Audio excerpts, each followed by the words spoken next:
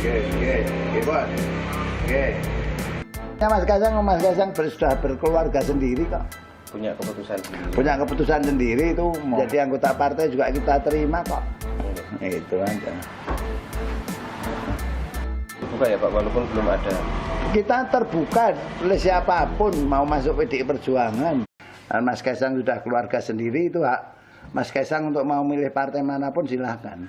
Tapi kalau sejauh ini apakah sudah ada arah untuk ke PDI Perjuangan Pak? Belum ke sini juga. Kalau PDI Perjuangan terbuka kok.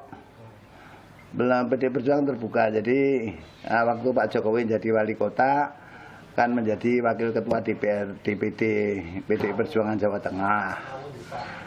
Sehingga saya selalu menyampaikan bahwa selama masih dalam keluarga bapaknya satu kakak, nah itu kan tidak boleh. Yang satu nyalon partai PDI Perjuangan, yang satu ke sana, itu aturan partainya tidak diperbolehkan.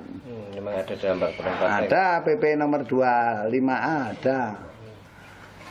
Kalau ini kan kemarin yang terlihat mendukung kan Gerindra, sedangkan kalau di Solo kan Gerindra tidak bisa mengusung. Lah monggo saja, saya itu haknya Mas Kaisang mau lewat partai mana, beliau kan sudah punya keluarga sendiri kok.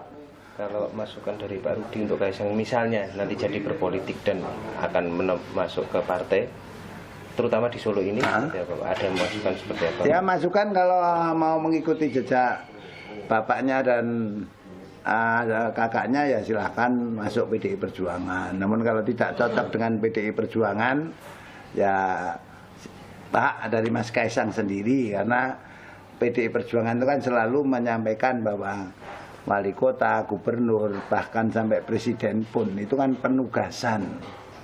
Nah sehingga kalau tidak mau dikatakan petugas partai ya mungkin tidak mau di PDI Perjuangan kan begitu. Karena PDI Perjuangan petugas partai itu bukan, sekali lagi bukan jongos, petugas partai itu bukan pesuruh, petugas partai itu bukan diminta untuk mencari duit, namun petugas partai itu untuk berjuang meraih sebuah kekuasaan untuk kesejahteraan rakyat, bukan kesejahteraan dirinya sendiri.